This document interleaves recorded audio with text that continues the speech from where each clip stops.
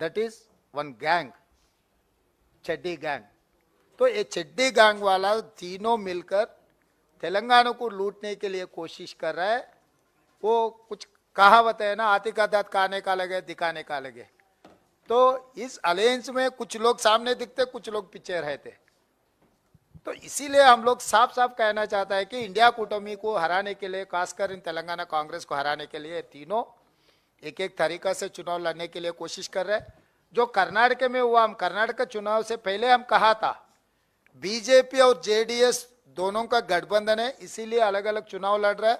MIM भी कुछ सीटों में चुनाव लड़ने के लिए कोशिश कर रहे हैं।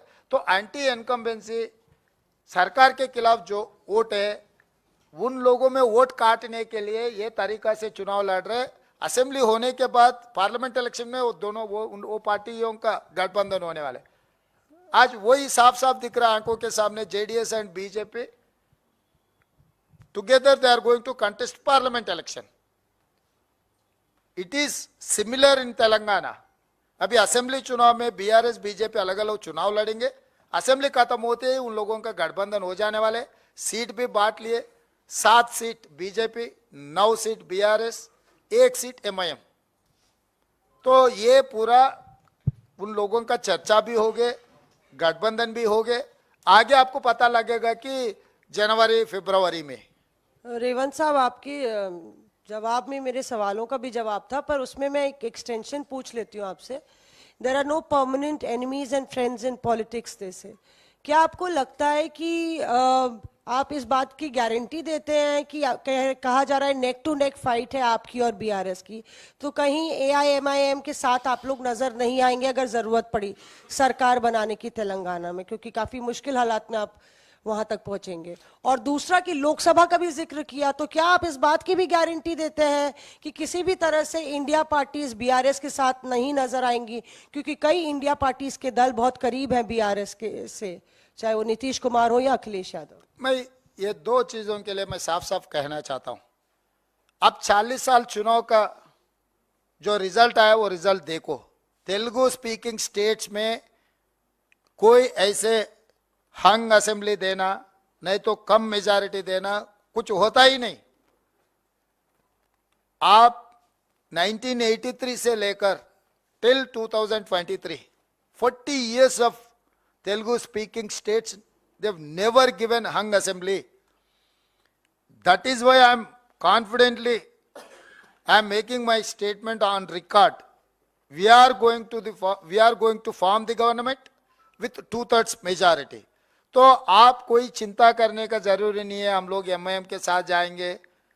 एमआईएम के साथ और बीजेपी के साथ कांग्रेस को तो वो सवाल ही नहीं है। और असदुद्दीन ओवैसी उनके बड़े भाई अमित भाई को छोड़कर हमारे कने क्यों आएंगे? अमित भाई, असद भाई, अदानी प्रधानी जैसा जोड़ी है, डबल इंजन। असद और अमित ये डबल इंजन है। ये डबल इंजन को आप अलग अलग नहीं कर सकता। अगर एक इंजन फेल हो गए तो दूसरे इंजन ऑटोमेटिकली गिर जाएंगे। तो हमको कोई चिंता नहीं, आप भी कोई चिंता करने का जरूरी नहीं है। आने वाले चुनाव में साफ साफ कांग्रेस पार्टी की सरकार बनने वाले है तेलंगाना में। आप लोगों को भी December 9, 2023 कांग्रेस सरकार का प्रमाण स्वीकार हो जाएंगे। आप लोग दिल्ली से पत्रकार मित्र सब लोग उस दिन आना है हैदराबाद को। कांग्रेस पार्टी नायक सीएम होते हैं।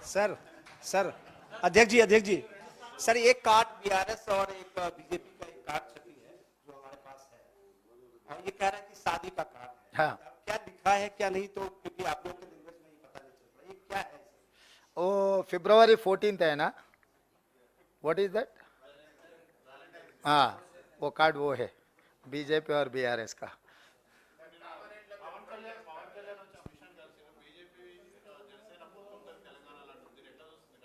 ఎట్లా చూడం, వాళ్ళు ఎట్లా అనుకుంటున్నారో అట్లనే చూస్తాం. కేఏ పాలను కూడా కలుపుకుంటే బాగుంటుందని అనుకుంటున్నాం వాళ్ళతో పాటు. పార్టీ ఆదేశిస్తే లేదు, నేను అవన్నీ అనట్లేదు. పొత్తులా కలుస్తున్నారంటే చాలా మందిని కలుపుకోవచ్చు అని సూచన చేసిన. కామారెడ్డి విషయానికి వస్తే కొడంగల్లో 2009 తెలంగాణ ఉద్యమం జరుగుతున్నప్పుడు తెలంగాణ రాష్ట్ర సాధన కోసం చంద్రశేఖరరావు గారు మహబూబ్ నగర్ పార్లమెంటు నుంచి ఎన్నికల బరిలో దిగిండు. అక్కడి ప్రజలు ఓటేసి